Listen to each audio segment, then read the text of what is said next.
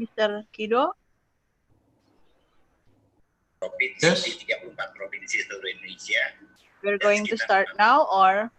Kepengurusan di tingkat cabang Silakan. kabupaten, dan saat ini KPSINDO Wait. memiliki anggota badan usaha sekitar 18.320 badan usaha dalam berbagai tingkatan, mulai dari kecil hingga besar. Maaf, kalau ada suara-suara yang lainnya. Badan usaha asing yang saat ini mulai memasuki. So, good afternoon, Indonesia. Good evening, maybe Italy. No. This is morning. It's 9:01. 9 o'clock. Okay, good morning and good afternoon also, Japan, yeah? Mr. Boyu Chen? It's 4 p.m. Oh, 4 p.m. Yeah. We are 3 p.m. now. We are going to start our webinar this afternoon. The theme is International Relations, Indonesia, Italy, and East Asia. Let me introduce myself. My name is Jeane Mantiri. I'm a co-host for this webinar now.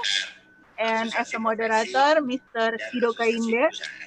Good afternoon, sir. Yes, good And afternoon. we have awesome speakers this afternoon. There are Miss Antonia, Soriente from University of Naples, Orientale, Italy, and Mr. Boyu Chen from University of Niigata, Prefecture, Japan. Yeah.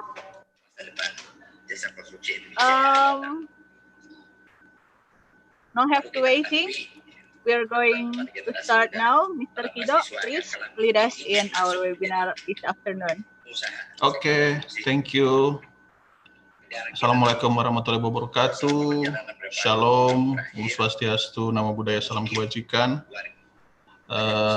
Good afternoon, everybody, to all participants. We are now on international webinar, International Relations Indonesia, Italy, and East Asia. We have great two speakers. We have Antonia Soriente. Buongiorno. Buongiorno. She's Associate Professor of Indonesia Studies and Literature and responsible for international relations with Indonesia institution at University of Naples, Orientale. L'Orientale. Yes. Boleh dibaca Right. begitu. Ya. Yep. And she can speak Bahasa very well than me. And of course, we have next speakers from Japan, Mr. Boyu Chen. He's Associate Professor in the Department of International Studies and Regional Development, University of Niigata Prefecture, Japan. Okay, first I want to give the screen for Mrs. Antonia, and you can speak in Bahasa. Screen is yours. Thank you. Please. So you prefer I speak in Indonesian or in English? I can do both, but just let me know. I don't know, maybe for our guest, or you let me know if you want me to speak in Indonesian. I do. Yeah. What would you prefer me to do? Some participants are students, so maybe you can speak in Bahasa. Okay. Okay, so maybe I just introduce myself. I mean, and why, of course, why I have been invited in this webinar. As you said, I've been teaching Indonesian language and literature, in Indonesia. Saya sudah sekitar 10 tahun mengajar bahasa dan sastra Indonesia di Universitas Napoli l'Orientale. Tapi sebenarnya saya adalah salah satu contoh dari international relations karena saya dulu belajar di Indonesia untuk S2 saya ambil S2 di Universitas Indonesia tahun 91-95 S2 linguistik, dan kemudian dari Indonesia saya ambil PhD di Malaysia. Dan jadi saya adalah salah satu contoh dari orang yang bisa menjadi penghubung di antara beberapa institusi. Setelah itu saya memang bekerja di Indonesia dan saya tinggal di situ di Indonesia selama 20 tahun. 10 tahun yang lalu saya kembali ke Italia dan mulai mengajar bahasa dan sastra Indonesia.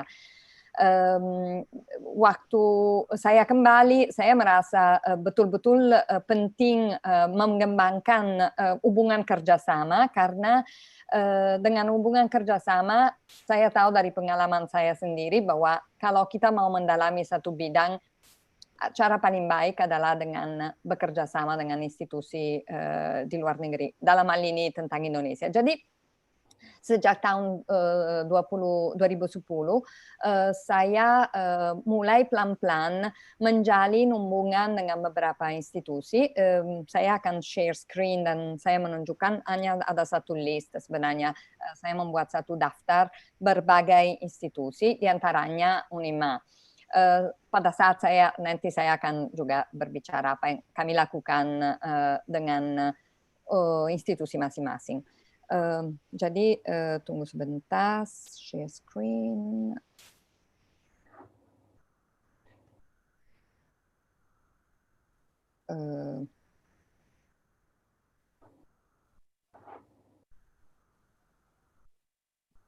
Kurang bagus ya, sebentar.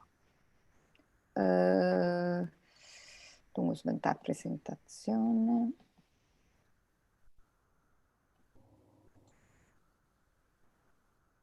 Oke, ini bagus ya, hanya kelihatan slide. Oke. Jadi saya di sini, jadi selain saya mengajar bahasa dan sastra Indonesia, memang ini pekerjaan saya selama sudah beberapa tahun saya mengajar bahasa dan sastra Indonesia. Saya juga diangkat oleh universitas menjadi referen koordinator dari hubungan kerjasama di antara Universitas Napoli Orientale dan berbagai institusi di Indonesia. Alasannya tentunya jelas karena memang saya bisa menghubungkan langsung institusi dan biasanya saya menjadi trade union di antara dua institusi. Di sini ada satu daftar, jadi kita bisa baca bersama, mungkin Boyu Chen bisa lihat, jadi Jadi kami bekerja sama dengan Universitas Gadjah Mada, Yogyakarta, Universitas Nasional Jakarta, Universitas Atmajaya, Jakarta, Universitas Indonesia, Depok. Sebenarnya Universitas Indonesia adalah universitas pertama kami mulai bekerja sama. Tentunya alasannya adalah bahwa saya adalah alumni di sana dan memang kami sudah ada hubungan dekat sejak dulu, terutama dengan Fakultas Ilmu Budaya. Kemudian sudah berapa tahun kami kerjasama dengan KTL, Consortium of Indonesian Universities for the Study of Oral Traditions. Ini adalah satu konsorsium di bawah Kementerian Kebudayaan dan Pendidikan Kemdikbud di Indonesia.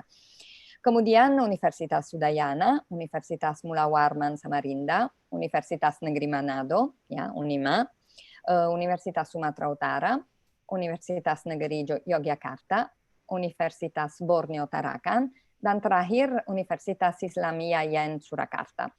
Saya dapat sedikit menjelaskan kenapa di antara semua universitas yang ada di Indonesia kami memang memilih bekerja sama dengan universitas ini dan sebenarnya apa output dan tujuannya.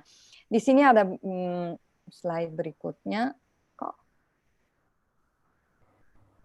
Oke, alasannya kami membuat hubungan ini adalah untuk student exchange, lecturers exchange, joint research. Selama ini kami membuat universitas satu penelitian gabungan dengan Universitas Indonesia, Indonesian Traditional Boat Building. Ini satu penelitian bersama yang dibuat dengan Departemen Arkeologi Universitas Indonesia dan kami beberapa anggota dari Napoli. Ini tanpa maksudnya ini betul-betul penelitian yang sudah di ACC, sudah disetujui juga oleh Menristek, dan ada satu joint research baru dengan Universitas Borneo Tarakan, Languages and Cultures of North Borneo, tapi sebenarnya karena COVID-19 proyek ini pada tahap saja kami memasukkan permohonan izin dari Ristek, tapi kemudian semuanya menjadi pending now sekarang.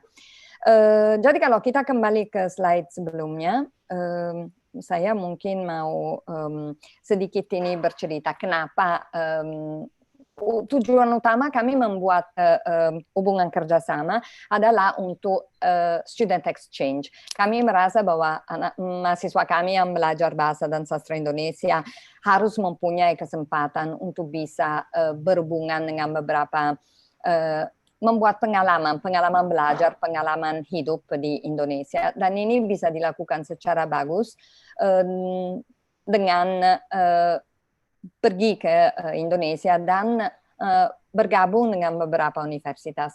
Kami mempunyai satu sistem cukup bagus karena sudah bisa mencoba mendaftarkan mahasiswa pada beberapa mata kuliah di Indonesia, dan apa yang dilakukan kalau mereka memang lulus ujian bisa ditukar dengan SKS di dalam sistem pendidikan kami. Saya bisa dapat satu contoh dengan Universitas Negeri Manado misalnya, karena ini webinar ini dilakukan di Unima, jadi saya pikir bagus juga kita bicarakan tentang ini.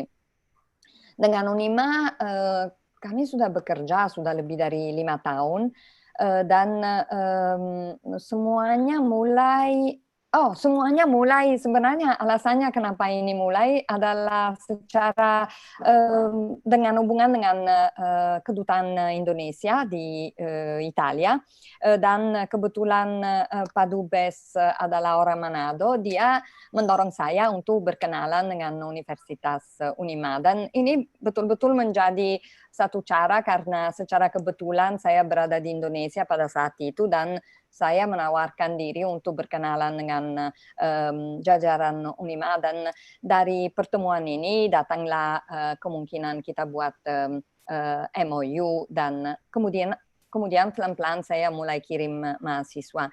Jadi selama ini mungkin ada hampir setiap tahun saya bisa mengirim mahasiswa. Saya bisa misalnya memberikan 2 contoh yang betul-betul nyata memberikan result yang bagi saya sangat-sangat menyenangkan adalah Luigi Sausa, salah satu mahasiswa yang datang ke Unima mungkin tahun lalu, 2 tahun yang lalu, dia 3 tahun yang lalu, 3 tahun, 2 tahun yang lalu. Tahun lalu Giuseppe Ferraioli. Ya. Luigi Sausa dan Giuseppe Ferraioli.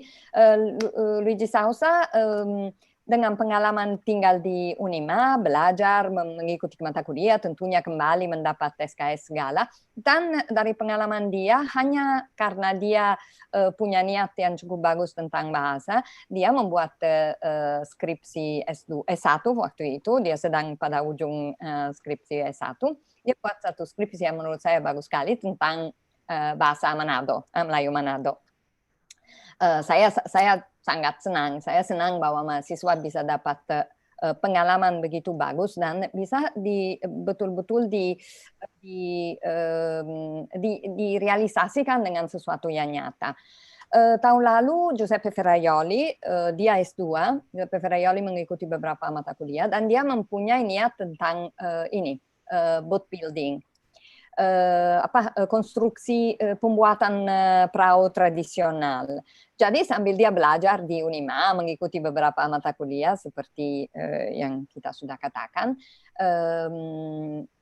dia juga mengambil beberapa kesempatan untuk bertemu dengan orang-orang yang sedang membuat perahu atau yang berhubungan langsung dengan kemaritiman di daerah Manado. Itu pula menurut saya satu contoh yang baik sekali. Ini hanya salah satu contoh, tapi misalnya dengan hubungan kerjasama ini kami datang beberapa kali membuat membagi pengalaman pada satu saat bersama dengan Jepang, pada saat itu dengan Universitas Tufts, dengan Universitas Tokyo of Foreign Studies, kami membuat satu workshop 2 atau 3 hari tentang dokumentasi bahasa, karena memang pendidikan saya adalah seorang linguis, jadi niat saya utama adalah linguistics dan oral traditions sebenarnya. Jadi pada saat itu dengan bekerja sama dengan Atmajaya dan Tufts, kami memutuskan untuk membuat satu workshop di sana. Kebetulan ada juga salah satu anggota dari konsorsium kecil ini yang berniat dengan Bantik, dengan bahasa-bahasa di Sulawesi Utara, dan jadi ini sebenarnya membuat hasil yang bagus. Kemudian 2 atau 3 kali ada satu rombongan dari Universitas Manado datang ke Napoli dan membuat beberapa presentasi dan membagi pengalaman.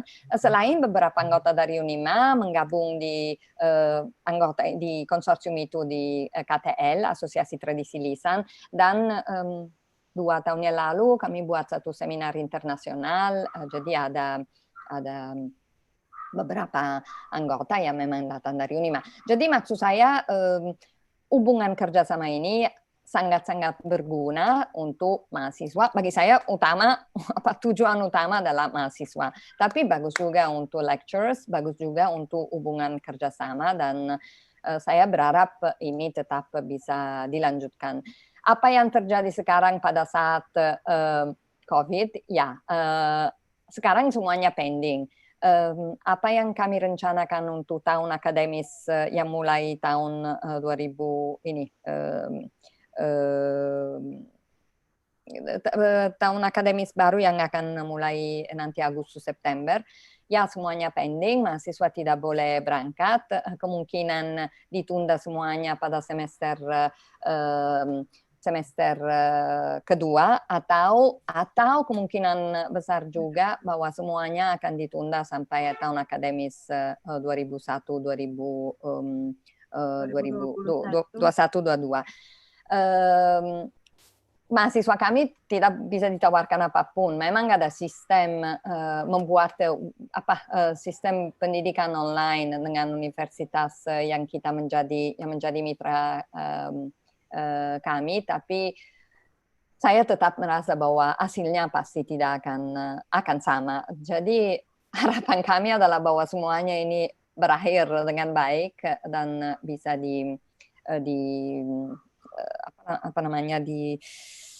bisa kita kembali ke situasi normal, tapi betul-betul normal. Normal adalah bahwa orang dengan leluasa bisa berangkat, bisa terbang, bisa membuat apa saja. Saya mau menekankan juga bahwa dengan universitas kami, dengan MOU ini, sebenarnya kami sangat terbuka juga untuk menerima mahasiswa dari universitas masing-masing ini. Saya tahu bahwa itu sesuatu yang tidak terlalu mudah, mungkin terutama karena masalah dana, tetapi saya berharap bahwa Indonesia juga bisa sedikit mengembangkan sistem pendidikan di luar negeri dengan cara sama dengan kita buat. Sebenarnya kami menerapkan persis 100% sistem Erasmus. Sistem Erasmus adalah satu sistem yang memperbolehkan mahasiswa pergi ke berbagai universitas di Eropa dan membuat sebagian dari jalur pendidikan mereka di luar negeri. Jadi misalnya orang belajar bahasa dan sastra Indonesia dan Jepang, belajar antropologi, belajar sejarah. Nah, kalau ada kira-kira mata kuliah yang mirip di universitas mitra kerja kami, itu bisa dilakukan juga di luar negeri. Jadi dengan sistem ini kami mencoba melakukan hubungan ini juga dengan Indonesia. Alasannya kenapa memang sekian banyak universitas karena niat masing-masing berbeda. Saya berikan satu contoh dengan misalnya Universitas Sumatera Utara, Universitas Sumatera Utara. Ini lahir dari hubungan saya dengan baik dengan seorang teman dan rekan ahli antropologi linguistik dari Universitas Sumatera Utara, ahli bahasa Batak. Nah, dia tahu niat saya terhadap linguistik dan bahasa di Indonesia dan mendorong saya, bilang, ya kamu coba membuat studi di bahasa Batak juga, kami ingin sekali ini. Jadi mulailah dengan saya mengirim 2 mahasiswa, sekarang salah satu di antara, atau dua-duanya mahasiswa ini sedang ambil PhD di bidang naskah Batak, sudah menjadi ahli sekali membaca dan menulis aksara Batak, dan satu menjadi PhD, dia akan lulus PhD-nya bulan depan, dan satunya sedang PhD di University of Hamburg. Jadi saya lihat betul-betul ada hasil yang nyata dan bagus dengan sistem ini. Jadi selama mereka belajar secara tetap, mereka bisa ambil kredit di luar negeri, di Universitas Manado, di Universitas USU, di universitas lain-lain, dan dari pihak lain mereka bisa mendalami satu niat tertentu, dalam hal ini ya apa yang menjadi topik dari skripsi, tesis, PhD dan segalanya. Mohon kasih tahu kalau saya masih ada waktu, saya bisa bercerita tentang pengalaman lain, tapi mungkin kalau ada pertanyaan atau bagaimana, dan terutama karena rekan kami Boyu Chen, saya tidak tahu dia bisa mengikuti sedikit atau tidak. Dan tidak ada badan usaha ya, atau tenaga kerja mungkin nanti sesi pertanyaannya di belakang aja, mungkin ada beberapa partisipan yang ingin bertanya mengenai prosedur nantinya student exchange and maybe lecture untuk di sana gitu. Mungkin saya bisa sedikit bercerita untuk audiens kalau memang orang tidak tahu tentang universitas kami. Mungkin saya bisa bercerita, universitas kami sebenarnya universitas tidak terlalu besar, namanya orientale. Dari namanya saja kami bisa mengerti bahwa minatnya adalah terhadap utama pada awalnya adalah terhadap pengkajian bahasa, budaya, sejarah, arkeologi di dunia Timur. Timur berarti apa saja. Kami di universitas kami kekhususan adalah bahwa sebenarnya ada 3 departemen. Mungkin saya bisa share bagaimana caranya. Saya coba share satu laman dari universitas kami ya. Kalau bisa. Kok nggak bisa keluar?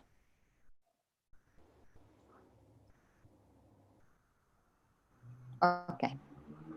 Tadi saya buka. Oh no, bukan ini. Maaf.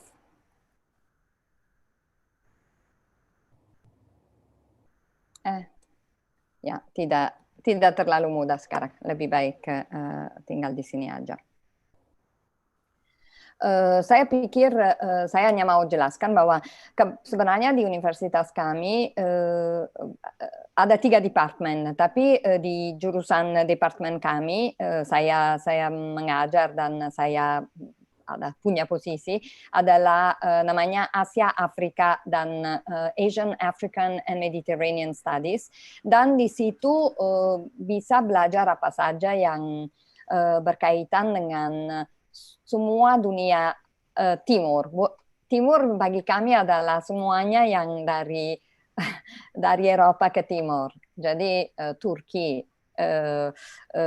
Asia Tengah. Jadi misalnya kami bisa belajar bahasa Georgia, bahasa Armenia, dapat belajar bahasa Mongol. Selain bahasa Cina, Jepang, Korea tentunya ini adalah paling top. Tapi di kami boleh belajar Tibetan Studies, bahasa Tibet, dapat belajar Hindi, Urdu, dapat belajar tentunya saya bilang Korea, Cina, dan Jepang, tapi juga banyak bahasa dari Afrika, Ge'ez, Swahili, Hausa, jadi bisa juga mempunyai satu kekhususan tentang Afrika. Kami punya satu pusat studi Islamic Studies yang cukup bagus, walaupun bagi saya masih terlalu terlalu condong pada Islamic Studies di Timur Tengah. Jadi saya sedang mendorong supaya atensi bisa ditujukan juga kepada Asia Tenggara. Dari beberapa tahun yang lalu saya sedang ada satu postdoc dengan saya yang mempelajari problem terjemahan humor dalam bahasa Vietnam. Tapi secara umum, karena ini cara saya adalah untuk mengembangkan minat terhadap Southeast Asia, jadi saya sedang mendorong supaya sekarang kita mari lihat kepada Vietnam, mungkin ke depan mencoba dengan Filipina dan juga Thailand. Malaysia dan Indonesia saya kira-kira saya menjadi trade union, jadi apa saja yang berkaitan dengan Malaysia dan Indonesia saya selalu mencoba kembangkan. Tapi di tempat kami bisa mendalami studi tentang filologi, juga filologi klasik. Jadi filologi klasik adalah bahwa di tempat kami mau belajar tentang Yunani, tentang Bizantin, tentang beberapa hal di dunia Semitik dapat juga. Jadi kalau ada niat terhadap studi budaya pada secara luas terhadap dunia Mediterranean, Asia, dan Afrika, saya rasa kami adalah satu pusat of excellence yang cukup bagus di Italia dan juga di Eropa. Di universitas kami bisa juga belajar international relations, of course. Kami punya Department of Social Studies. Di situ dapat pelajari international relations, dan ada beberapa rekan yang sedang mengembangkan beberapa hubungan kerjasama yang bagus di antara Italia dan terutama Vietnam, kalau Southeast Asia ya. Di kami ada juga satu departemen untuk modern languages. Modern languages bagi kami adalah Eropa dan Amerika Utara. Ya, jadi punya departemen tersendiri. Jadi misalnya kalau dari Unima, katakanlah dari Unima ada niat terhadap studi tentang bahasa Spanyol, bahasa Eropa, bahasa Portugis, Inggris, American English, Spanish in Amerika Tengah dan Selatan, bisa juga. Jadi kami bukan universitas tentang ilmu eksakta, jadi hanya ilmu humaniora dan sedikit international relations. Tetapi saya rasa ini bisa saja menjadi salah satu tujuan untuk mahasiswa yang ingin mempunyai satu wawasan internasional.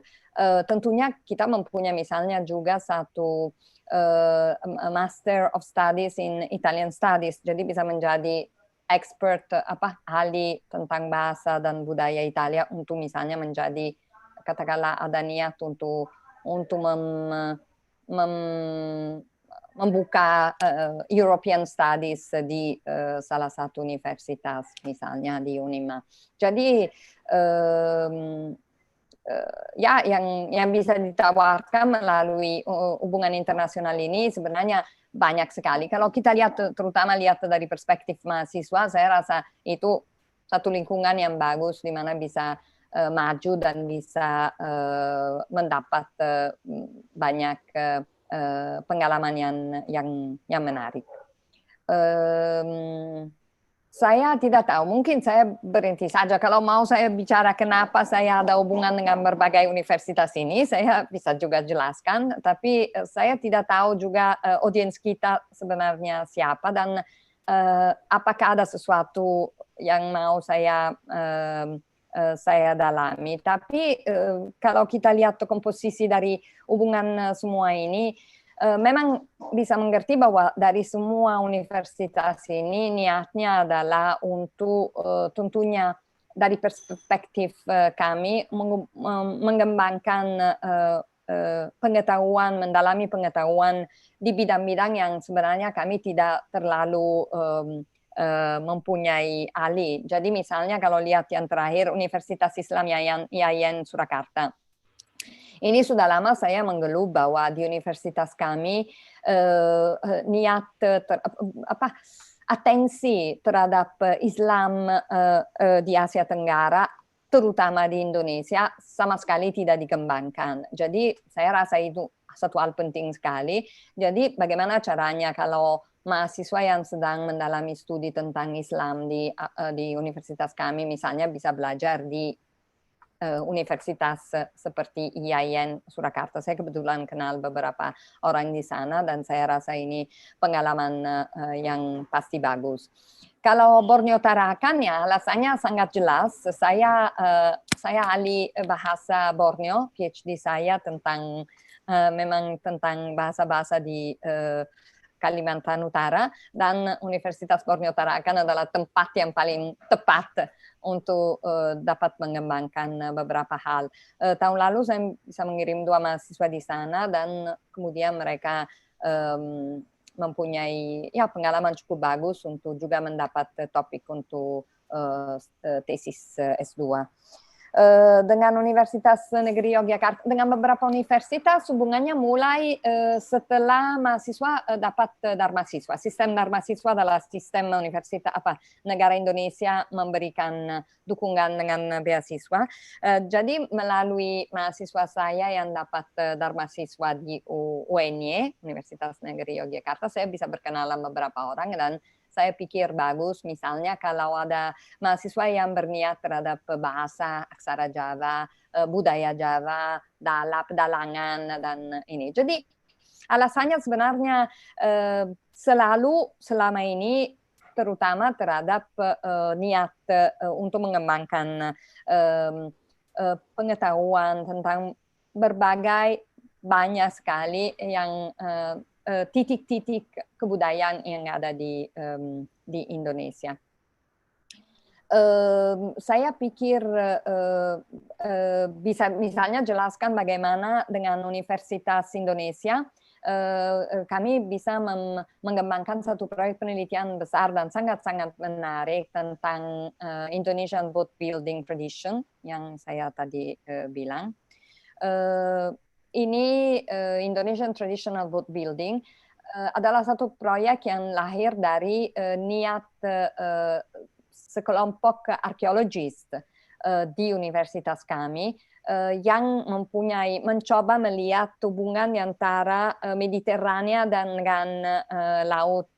lautan India, Indian Ocean, dan melalui kemiripan atau perbedaan sistem pembuatan kapal. Jadi dari niat mereka, melalui saya, trade union, kita mencoba membuat satu proyek penelitian dan sudah 1,5 tahun ini berjalan. Satu tim peneliti arkeologi dari Napoli, peneliti arkeologi dari Universitas Indonesia, dan saya melihat lebih bagian-bagian budaya dari semua proses pembuatan. Dan pelan-pelan kami sedang mencoba melibatkan, sekarang ada satu mahasiswa PhD dari kami yang sedang buat studi tentang ini, dan mudah-mudahan akan ada satu mahasiswa PhD dari Universitas Indonesia yang bisa gabung dengan program PhD dari kami. Jadi ya semuanya saya rasa kalau kita niatnya bagus dan betul-betul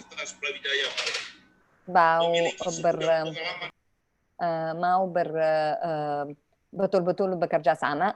Cara-cara untuk membuat kegiatan ada. Mungkin kita harus punya tekad yang besar dan kokoh dan pasti sesuatu jalan. Dana, bagaimana dana? Ya, dana pelan-pelan, mulai dari kecil-kecil, kita membantu mahasiswa, kami membantu mahasiswa dulu supaya bisa berangkat, nanti belajar di sana tidak ada biaya, biaya pendidikan, sedikit bantu dengan dana universitas, mahasiswa sedikit dengan dana sendiri, tapi tetap jalan. Sebaliknya, dengan sedikit dana, misalnya dengan proyek Indonesian Traditional Boat Building, dana belum ada. Kami sudah membuat satu proposal untuk mendapat dana dari Uni Eropa, sampai saat ini belum dapat. Jadi masing-masing memakai dana sendiri. Jadi kami dari Universitas Italia memakai dana sendiri, dari Universitas Indonesia mencoba membuat penelitian bersama. Selama di Indonesia memang bisa, dan tujuannya adalah, tentunya tujuannya semuanya sama besar, adalah menerbitkan karya ilmiah yang menunjukkan kerjasama yang bagus dan bisa diterbitkan di jurnal yang bagus. Jadi ya, semuanya adalah langkah demi langkah cara untuk membuat internasionalisasi di universitas masing-masing yang dilihat dari berbagai pihak, mahasiswa, pendidikan, exchange, penerbitan bersama, dan karya ilmiah yang top. Jadi ya, saya pikir mungkin saya berhenti dulu, nanti kalau ada pertanyaan terserah, saya bisa jawab apa saja, atau mau diarahkan dengan cara tertentu, silakan, saya bersedia membuat apapun. Terima kasih. Oke, grazie. Grazie. Grazie. Professor Antonia. Okay, now we move to our next speakers, Professor Boyu Chen from Japan. Screen is yours, Professor. Okay.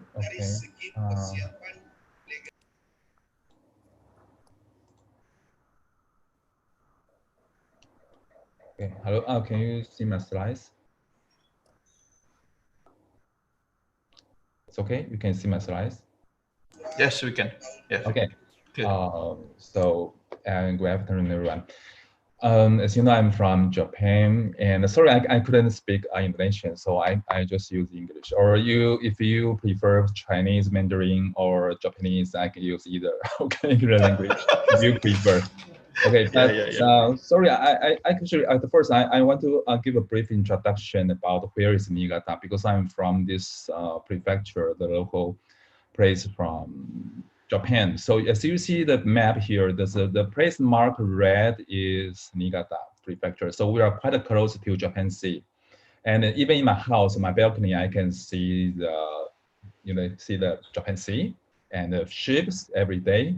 So it's quite pleasant place to stay.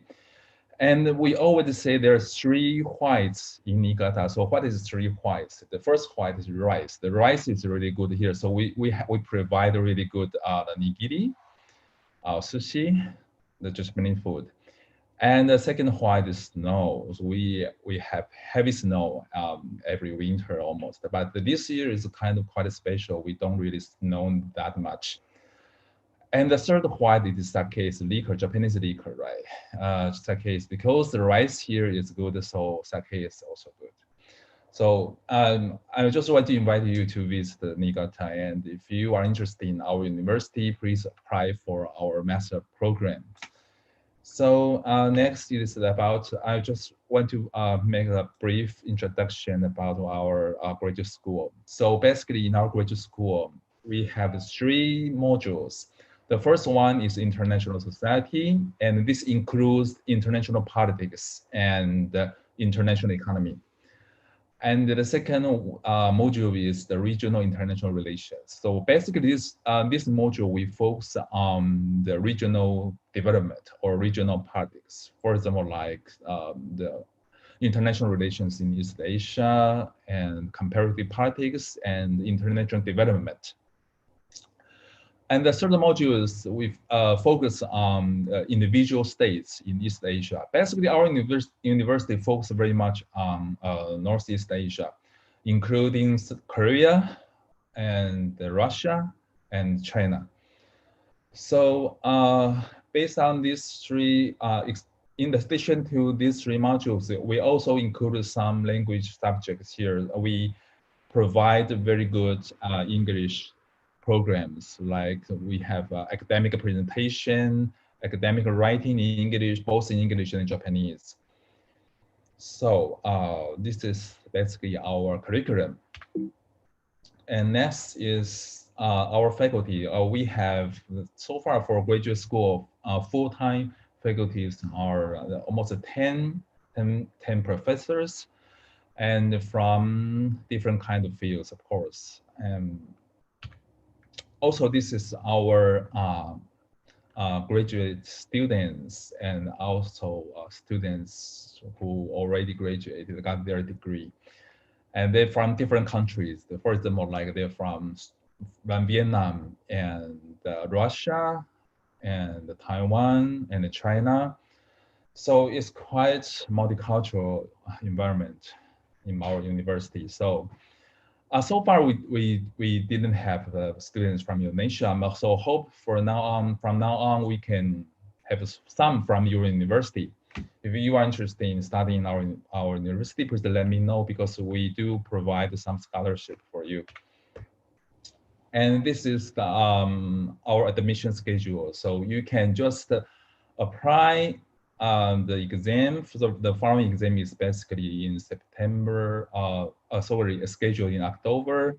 And you can, we only conduct online interview. So you can stay in Indonesia and connect, for example, like by Skype. And so we can have an oral exam with you. And also we need your English score. So basically that's all. It's short essay, and we will give you the topic in advance. So it's not so difficult. You don't need to come to Japan for the exam. Okay, that's all about our university. Sorry, yeah. And I think it's quite good, because some students, they actually write some topics about the, for example, like trade relations between ASEAN and Japan. So maybe you can try, and especially some students, they focus on FDI. For example, like our Vietnamese students, they focus very much on FDI and the Vietnam economic situation.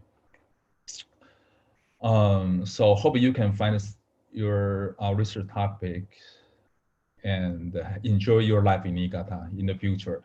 Okay, so because actually Dr. Reiki invited me to join this webinar, he said that maybe I can share some observations during this pandemic period. So I just write some points. It's very simple about what I observed during this pandemic on time. You know, actually still Japan now is quite serious, right? In Tokyo, we still have a rising number of cases every day. So it's not really, how to say, it's not really disappear, okay? It still exists. But Niigata here is fine, because we are not so, not such a big city. So now the cases now is basically zero, okay? My observation is that there is at least 4 aspects revealing the deepening cleavage. So the first one I want to mention is that there's a deepening cleavage, both domestically and internationally. The first one is race and ethnicity issue. So which means that the cleavage, the kind of division between races and ethnicity was kind of getting worse because of this pandemic. First of all, like discrimination against the Chinese people or Asian people in Europe, and some kind of harassment against this, basically they are migrants, right? So I stay in Japan, and of course I speak Japanese, but you know, when in the very first, when China this kind of pandemic outbreak, the COVID-19 outbreak in China, and I feel pressure if I spoke Chinese Mandarin in Japan. People kind of saw me differently. Their eyes kind of is, okay, you are foreigners, you are kind of virus carrier, something like this. So I feel this kind of pressure as a foreigner in Japan. I feel this kind of pressure. So no, not to mention that those migrants, Chinese migrants or Asian migrants in Europe or United States, I think there's lots of discrimination against them, for sure. And so examples of this kind of race and ethnicity cleavage, for example, like it's Trump's notions of China virus, something like this, right? And the science kind of discrimination against the migrant workers and the Muslims in India. Actually, because India, people in India, they blame Muslims to be the, how to say, this kind of also kind of virus carrier. They blame them of spreading the virus. Oh, so this is the first one. And the second one is the generation cleavage. It's also getting worse and worse because the older generation during this kind of pandemic period, the fatality rate is quite high, right, among older generation, especially in Europe or United States. But the recently Japan is kind of different. In Tokyo now, this actually, the case is basically among younger generation. Also, here we say that the older generation has a higher fatality rate, and the younger generation, they have very high employment rates. Okay, almost everywhere in the United States, in Europe, and in Japan as well. So it seems that the hatred between this kind of two generations, but the basic is the young people hate older generation. And we have a survey in Japan that more than 70% of the 20s dislike people aged over 50. And I think this is kind of a worldwide phenomenon, right? And so during this kind of pandemic period, they have a very vicious and when trendy that in Twitter is the tweets, boomer remover. Boomer means those baby boomers, right? You know, they are maybe the first baby boomers that now basically they aged in the 60s, 70s, something. And they think that those young people think that this COVID-19 pandemic is the boomer remover. So they can remove the people they dislike. So this kind of went viral online. So this is the second one, kind of depending cleavage. The third one, I think, is that kind of a social economic status. And because of the social distancing and the lockdown, we have to work out from home, right? Even now, I'm actually, because of the cases now is very few, so I work in my university. I still commute between my home and university. So, but we did this kind. There's a lockdown enforced previous time in big cities, even including Niigata. Okay, there's a lockdown, and also we are asking to keep a social distance. But actually, social distancing and work from home, so-called WFH, is just the luxury of the middle class people and you can say privileged people. It's not really for those, for example, like working class people and some migrant workers. They do kind of manual jobs. It's not really the luxury for them. So I think this pandemic actually reveal some actual inequality as well as the difficult situation of the working class people and the so-called precariat people in kind of a precarious situation, like migrant workers, right? Like some manual job workers and domestic workers as well. And so that's why, because there's not easy for people, for everyone to enjoy the work from home. So that's why you see the video here. This was posted by Abe-san, our Prime Minister Abe. And why this video was heavily criticized is that Abe-san tried to show the luxury of working from home. So he's actually cuddling his dog and enjoying the wine in his kind of shot this video in his living room. He kind of showed us, hey, you can enjoy this kind of work from home like me. And he used the very famous song, singer's song in this video. And this video was really heavily criticized among citizens because citizens, as I just said, there's a lot of difficulties here, and they think that Abe-san, our prime minister, just didn't get it. Okay. And the last one is there's intensifying rivalry among states, especially for those states already have very mounting tensions in their relationship. For example, like U.S., China, before the pandemic, actually already trade war, right? And it's also Japan, of course, was influenced and axed by the United States. And I will tell you that actually most of the businessmen industries in Japan, they don't like this trade war. It's not good for Japan. Okay, and then South Korea and Japan relations was getting worse even during because of this pandemic, because they impose very strict entry restrictions on the tourism from each side. Okay, I think most of you understand the tensions between South Korea and Japan, right? They never been good friends even in the past. Okay, so, and also Taiwan, China. I'm from Taiwan, and of course, you might heard that actually Taiwan has successfully dealing with the pandemic this time and kind of win his good Taiwan's good reputation internationally. And because the outbreak of this pandemic was in China, so people in Taiwan, they hate China more, and of course, the tension's already there because our ruling party is pro-independence. And so China, now the Chinese government, they don't like the government, now our ruling party in Taiwan, because of their political stance. So actually the tensions going on and even getting worse. So people, some experts, they actually predict that there might be conflicts in the near future between Taiwan and China, especially in light of the situation in Hong Kong recently.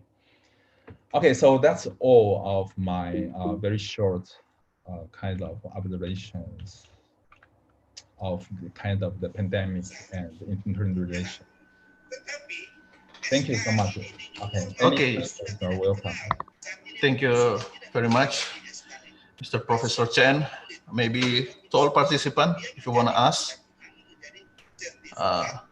the Q&A session is open. For students, if you want to study abroad, to Italy or Japan. Can I make a question to our colleague Boy Chen? While other people are waiting. No, the question is, do you really think that during this pandemic situation, you might see a rise of international students doing these online courses? Because from what I see in our universities, there's a sense of pending situation where we are only trying to, to just wait and see what's going on. We don't really expect students wanting to come and study or wanting to come and study in an online situation. We consider this, regardless of what people say, really a transitory period. And we really hope that things really finish and we start a real new normal. I don't even know, and I don't even understand how much us, but also we, but also in general, other international universities are really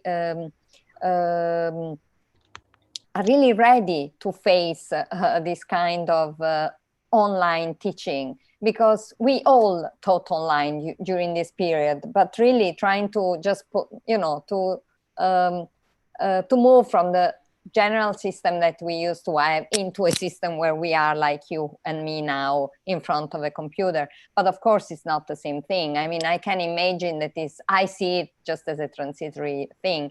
The fact that people cannot move, they cannot come to Japan, they cannot come to Korea, they cannot go to Indonesia or to even Spain, I think is a quite serious issue.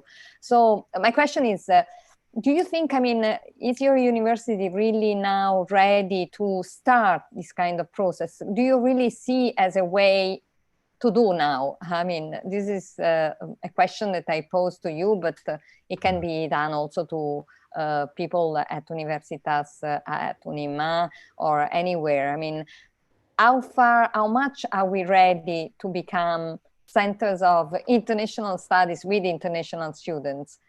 Something that somebody who has to start now. I mean, if somebody who's already started probably will find a way, but let's think of new enrolled students.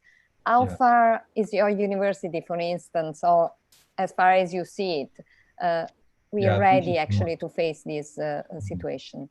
Yeah, this is very important questions actually. And so far, I think our university didn't realize the difficulties for international students, especially because now we have 3 students, even from Vietnam. They went back during winter vacation to Vietnam, and now they couldn't come back. So exactly, actually the whole semester will remain online, and so we are now discussing if this kind of pattern, online pattern, have to be applied even to next semester, which is from October, our fall semester. Yes. So this, as you just mentioned, this might become a new normal for our university to adopt this kind of online system, because we just couldn't keep parts of students on site and parts of students online. Online could not be the same, because we need a very good infrastructure to support us, right? So this is a totally new situation, so and new challenges for us to think about. And we don't really know that if we can risk to open the access to students from Tokyo. Even at Tokyo, the number is still rising, and it's not really good.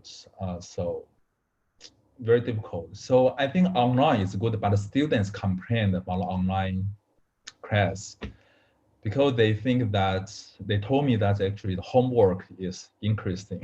And I don't know why, because it's kind of instructors, professors ask them to do more homework than usual. Yeah, I don't know why. What's the reason? Maybe I just want to confirm if they really follow the schedule or something. I don't know. Yeah. I don't know what the situation in Italy, because I think maybe it's come a little bit kind of better. The situation is better now in Italy, right? Well, the situation is better. I mean, we had a total lockdown for until basically until June, beginning of June. So I can definitely say that from beginning of March until beginning of June, we were in a total lockdown. Really, total means that I would just go out for once a week, twice a week for doing shopping. My kids would never really leave the house except for really going to do a small walk around the house. And like me, everybody.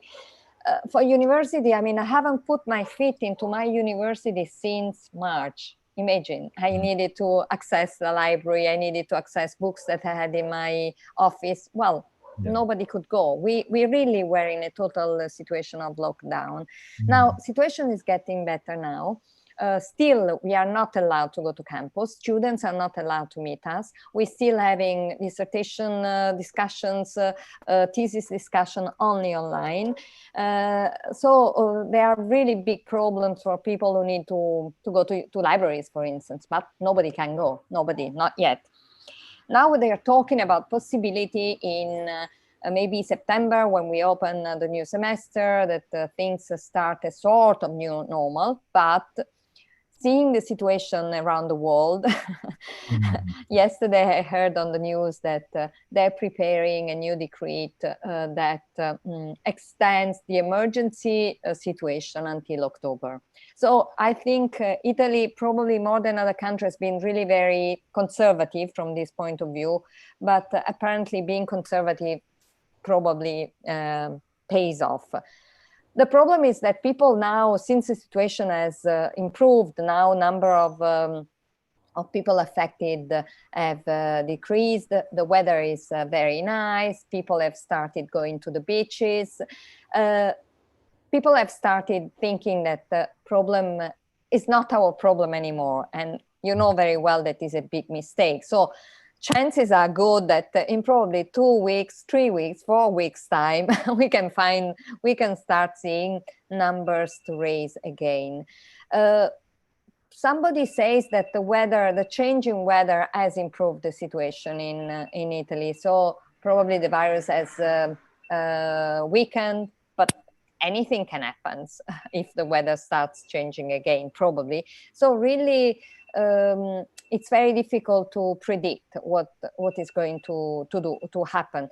Now, if we talk about our position as lecturers and also in the international relations offices, our position is really of wait and see. If international students want to apply and do something with us online, we are available to do that, but as a transitory thing. I mean, we are not even in the position now. Maybe we have to change our point of view in probably 3, 5, 6 months ahead.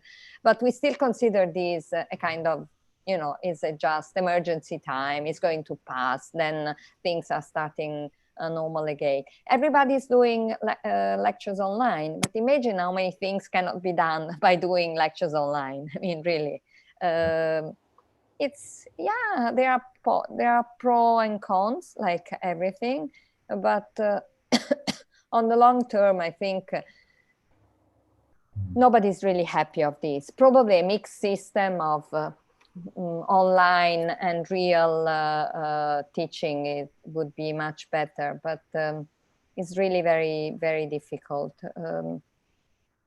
I think Italy has been too optimistic, thinking that since the situation was improving, things are going to change. But we have really to review our position.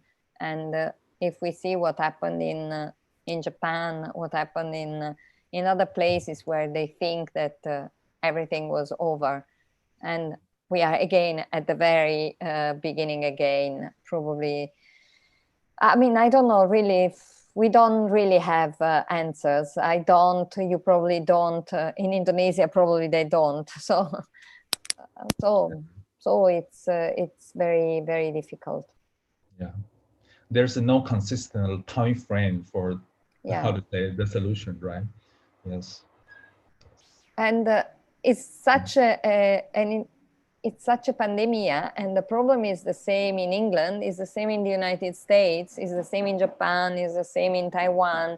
I guess it's the same in China, probably in Indonesia. So I'm really afraid that we are going to become all countries where in Italy there are only Italian students, in Indonesia only Indonesian students, in Japan only Japanese students. Maybe, this is what. Yes.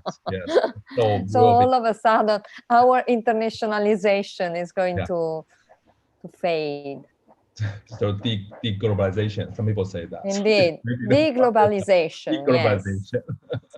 Yes. Let's be positive, and let's hope that people want to come and enjoy not only lecturing, but enjoying living in another country. I think this is a very important issue. I mean, I think for an Indonesian student going and living in Italy, or going and living in Japan, like going and living in Vietnam, is really very important, like for an Italian student or for a Japanese coming and studying archaeology of the Roman Empire in Italy. I mean, whatever. I think this is an important issue. Thank you. Miss Miss Antonia, we have Yeah. question from chat menu. In the chat, I From should Mr. check in the Frankie chat. Nayawan, yes, from Mr. Frankie Nayawan. What kind of potential that can be developed to build the collaboration of UNIMA and university in Italy? Maybe I will ask also to Mr. Chen, what kind of potential? I mean, I cannot see the question in the chat. In the chat, I cannot see the question. Oh. I only see. Oh, Mr. Send it Frank. privately, Perkena- maybe. In private. So. Yeah. Okay. Oh, okay, it's private. Okay. Yeah, I don't see the question. I just paste the question. Okay. Potensi apa? Potensi kalau kita bekerja sama, ya potensinya besar sekali. Tergantung apa yang mau dilakukan. Saya selalu melihat pertama dari mahasiswa. Ya, saya pikir tujuan kami sebagai pengajar adalah melihat potensi untuk mahasiswa. Jadi mari lihat kepada mahasiswa. Mahasiswa belajar apa di UNIMA dan merasa bisa dikembangkan kalau datang ke Italia. Saya minta maaf, mungkin mestinya tadi saya membuat presentasi sedikit lebih detail tentang sistem universitas kami, tetapi saya bisa misalnya bayangkan bahwa orang dari yang belajar di UNIMA ingin misalnya membuat mau memperdalami hal-hal yang di UNIMA tidak bisa dilakukan. Ini bisa berarti mau belajar tentang Indonesia dengan saya, dan saya bisa gabungkan misalnya dengan dosen-dosen yang mempelajari History of Indian Ocean, Archaeology of Indian Ocean, Sanskerta, hubungan antara India dan Indonesia secara dalam masa lampau, atau misalnya mahasiswa yang belajar di UNIMA tentang bahasa asing, Cina, Jepang, Korea, mau datang ke kami dan mendalami hal seperti ini. Ingin misalnya lebih mendalami studi tentang Uni Eropa misalnya, ya. Jadi di International Relations Department kita bisa misalnya mempelajari hubungan di antara negara-negara Eropa dan apa saja yang mungkin menarik yang tidak bisa dibuat di UNIMA. Jadi apa potensi yang bisa dikembangkan, apa saja. Dengan hubungan kerjasama, kami bisa mengirim dosen di UNIMA atau dosen dari UNIMA dapat datang ke Italia dan membuat pengalaman mengajar di luar negeri. Bisa ada misalnya mahasiswa PhD yang ingin mengikuti sesuatu yang dilakukan di kami. Saya tidak bisa bayangkan. Misalnya di UNIMA tidak ada sama sekali studi tentang Afrika, misalnya. Ya, ada mahasiswa yang merasa ingin mempelajari budaya, bahasa, politik di Afrika. Saya tidak, tentunya potensinya bukan hanya di bagian yang saya garap tentang Indonesia tentunya. Jadi bisa saja apa saja. Saya rasa semuanya bisa dipikirkan dari masing-masing niat. Yang penting adalah kami terbuka. Saya tidak tawarkan juga seperti rekan kami tadi, bahwa misalnya mahasiswa dari Indonesia harus datang dan enroll di sini. Dengan sistem gabung seperti ini, misalnya tetap ambil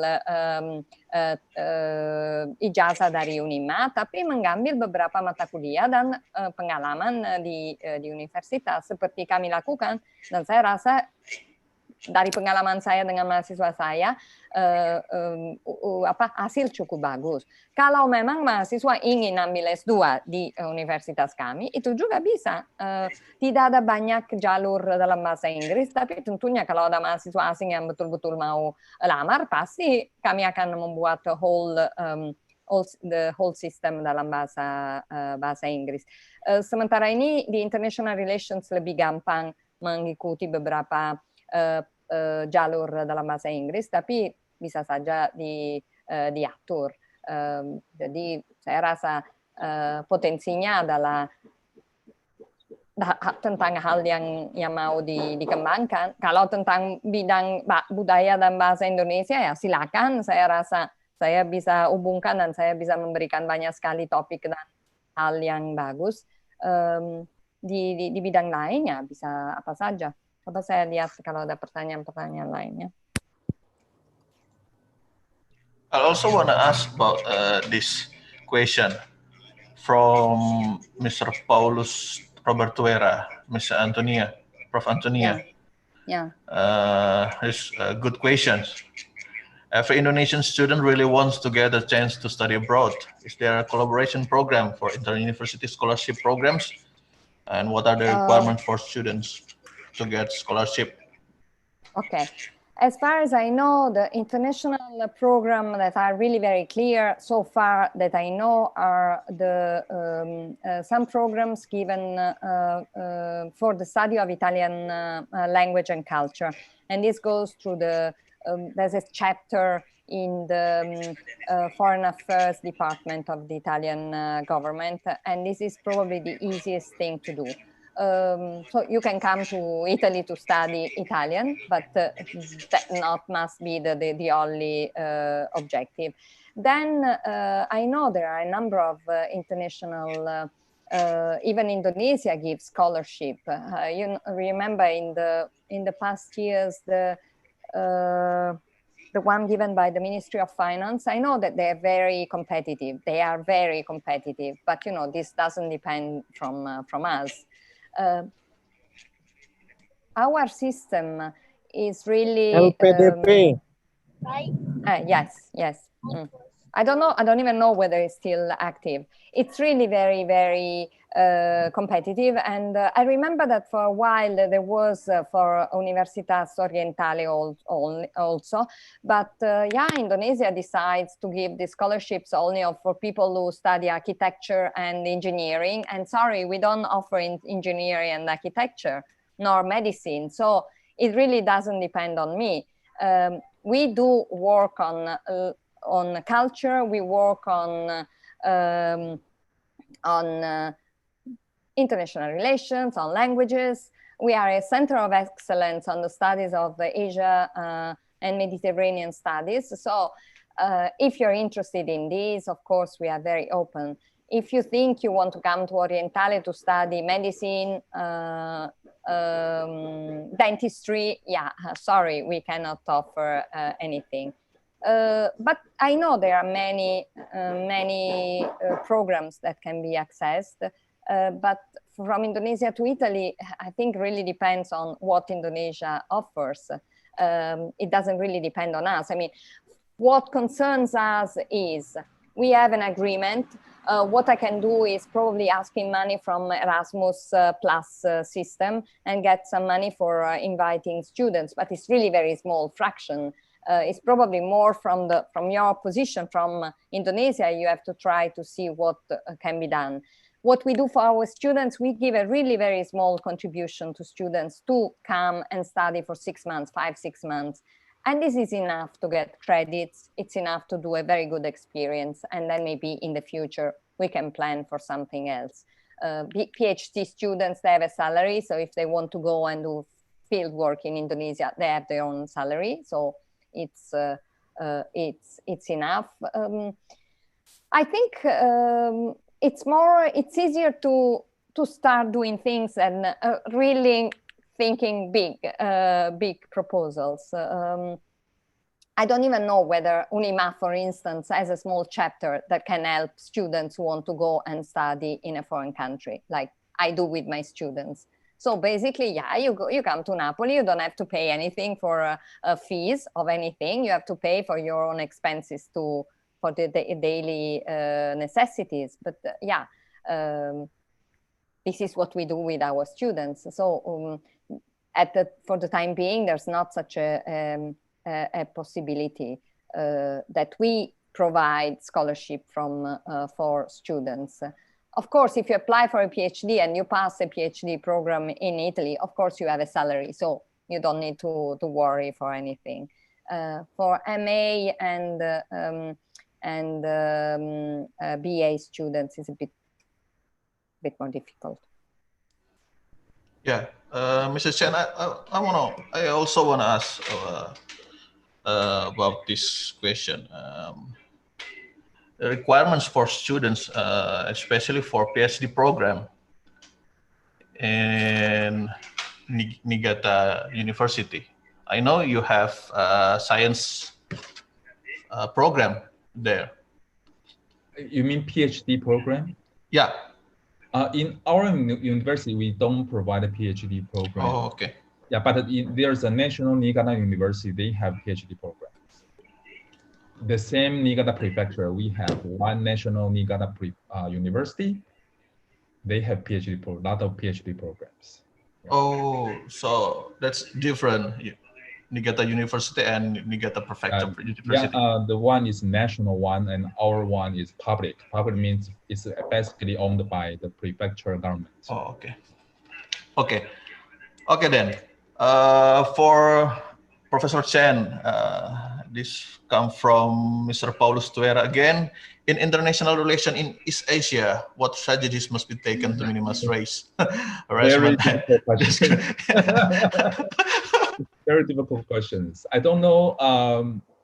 He means that to minimize race discrimination in United States, in Europe, or in East Asian countries. If that's in United States, I think maybe the president is the problem. The president is the problem. And I don't know, because I heard a term called super diversity. That's from Europe, which means that we can coexist with other people from different countries, right? This super diversity, there's a term in immigration studies. And so maybe if we can really carry this kind of ideal into practice, super diversity, to accommodate the different kind of people, different kind of races, maybe this is the first step. We have to yeah, it's really difficult. For example, like even Taiwan, people say that Taiwanese people and Chinese people, they actually belong to the same ancestors, right? We are basically the same race, so to speak, but we still discriminate against each other. So sometimes because the causes are very complicated, so we don't really have a single solution to this problem. Yeah. Thank you. Okay, thank you, Professor Chen. Yes. I see there was a question about untuk bidang teknologi apa unggulan Italia? Oh. Depends on bidang teknologi apa. Mau belajar teknologi di universitas kami tidak bisa. Kalau mau belajar teknologi mungkin harus ke Politeknik Torino, Politeknik Milano, pasti banyak, tapi bukan di universitas kami. Kalau pertanyaan adalah bagaimana kami siap secara teknologi untuk menghadapi misalnya sistem pendidikan, maybe is another question. Tapi untuk seni dan budaya, saya rasa tidak perlu teknologi terlalu canggih, kita hanya perlu belajar beberapa hal. Now, saya pikir ini pertanyaannya adalah tentang unggulan bidang teknologi di Italia, tapi pasti ada beberapa universitas yang terkenal sekali di Napoli juga, Universitas Napoli, bukan Universitas Orientale. Saya tahu ada program engineering and ada engineering juga tentang ecological engineering. I mean, ada banyak, tapi maaf ini bukan di universitas kami sama sekali tidak ada. Saya minta maaf kalau tidak bisa memberikan jawaban yang memuaskan. Okay, thank you, Professor Antonia. We are running out of time. In Indonesia, we 5 past 20. Oh, sorry, 4 past 20. So, any last question from participant?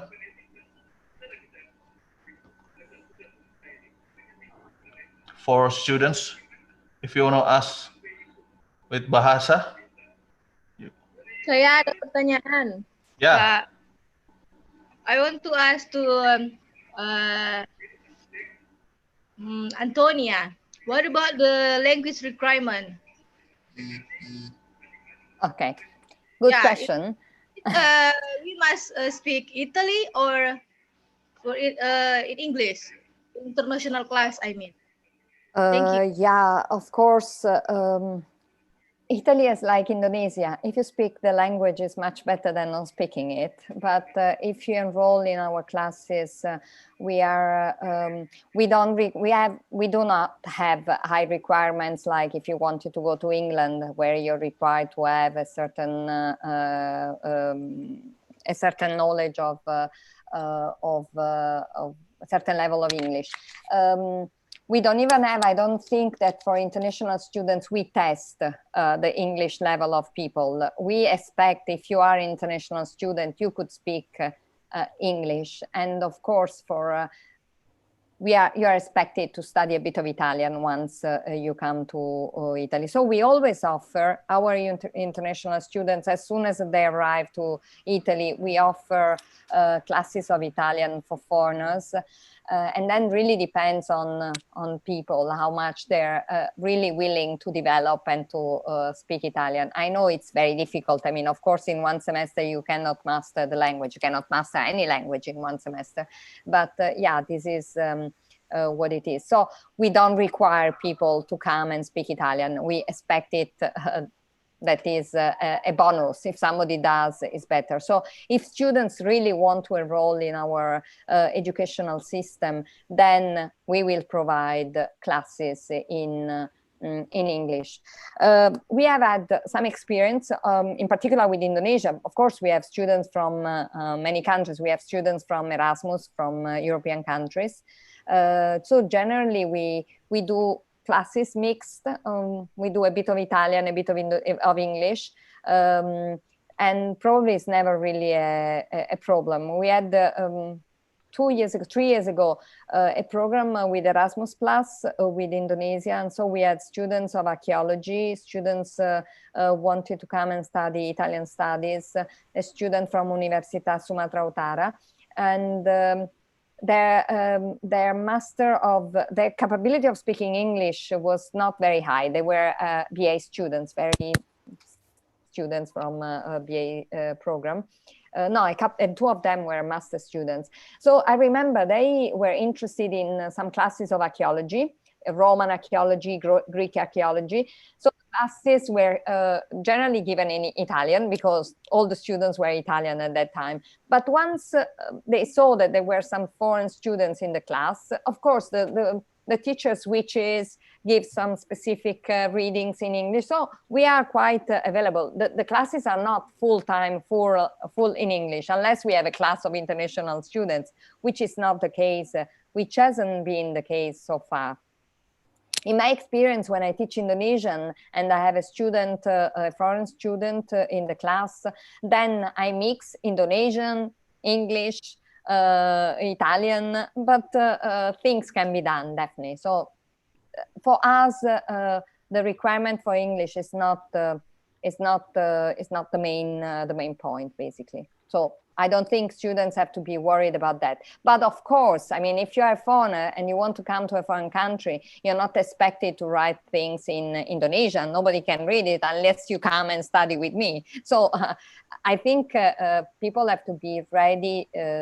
If they are international students, they have to be ready to master at least the language of the country they go and English. So if they have to get prepared, so they do it privately. I say, okay, I want to do a master abroad. Probably my competence of English has to be better than it is now. So, but we don't have like, oh, you have to have C1, C2, A, B, whatever. We don't have any of these requirements to enroll in our classes. Wow. Let me see. Okay. Thank you, Antonia, for your Thank you. explanation. Thank you. Thank you, Mrs. Vivi. Yeah, you're welcome. We have the there's a last question from chat, eh? Okay. From Haris Ismail to Mrs. Antonia and Professor Chen. In my opinion, this webinar is kind of benchmarking for me. So how can we deal with this situation for students, scheduling between practice and theory subject? Are you still using online regarding practice subject, or we have to postpone because we know together it's difficult to deliver practice subject in this situation, this pandemic situation?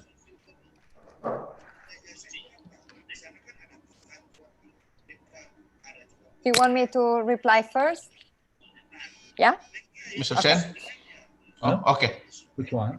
So, who want to be the first?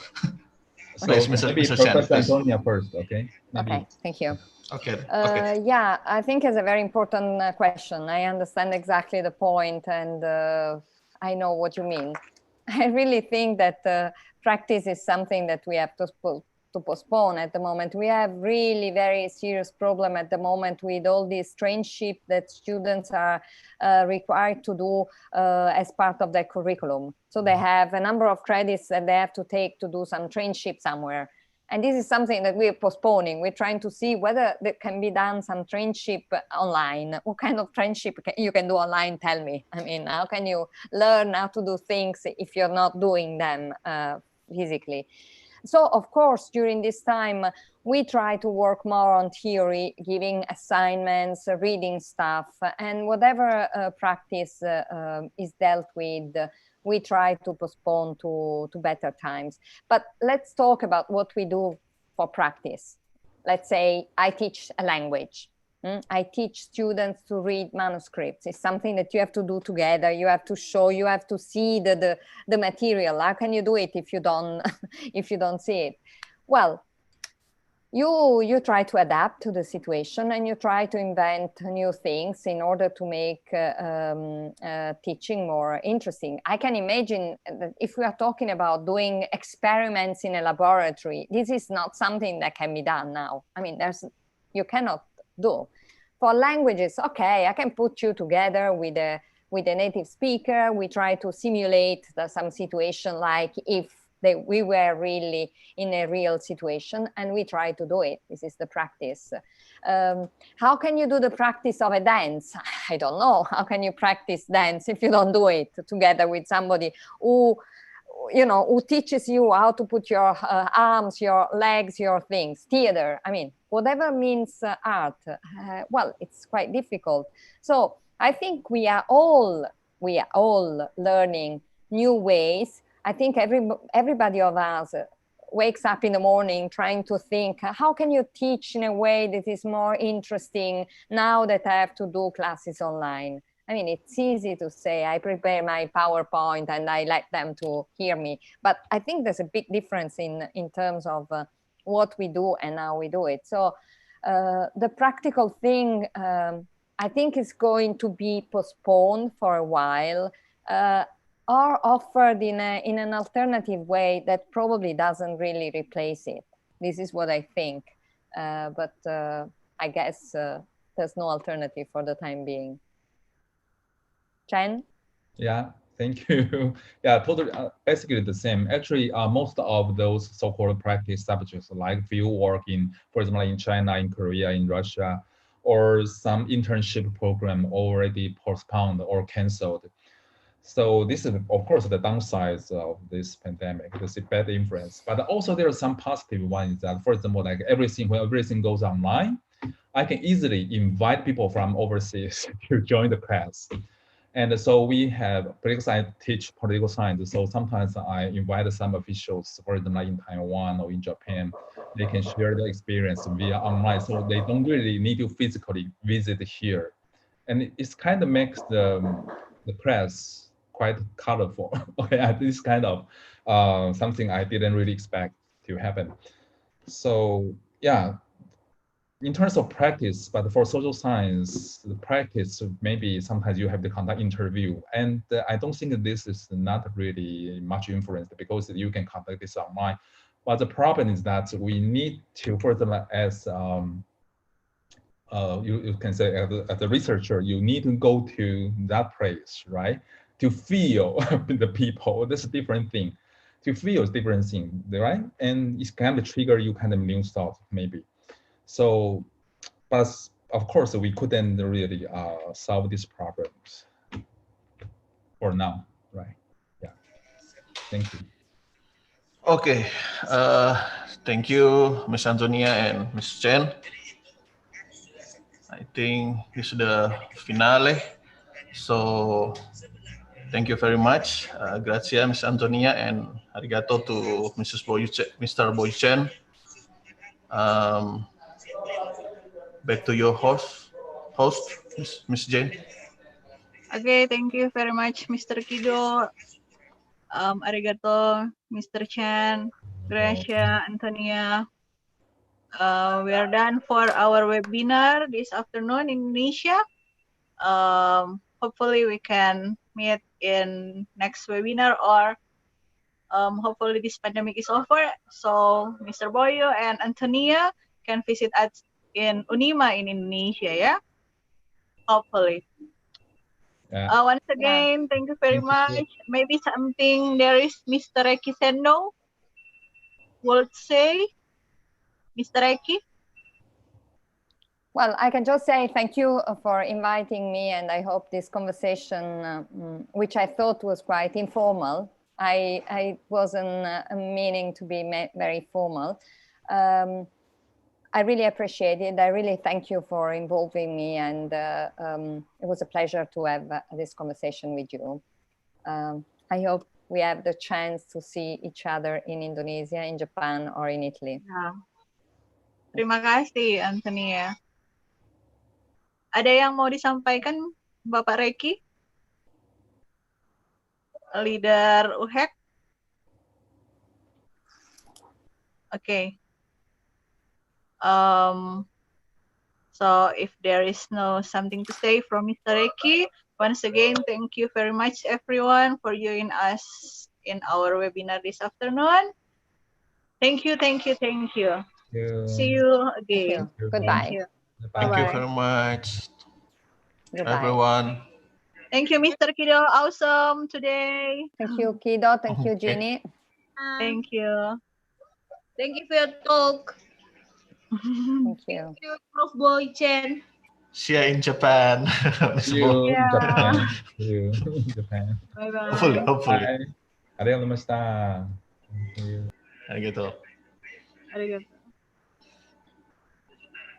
Thank you.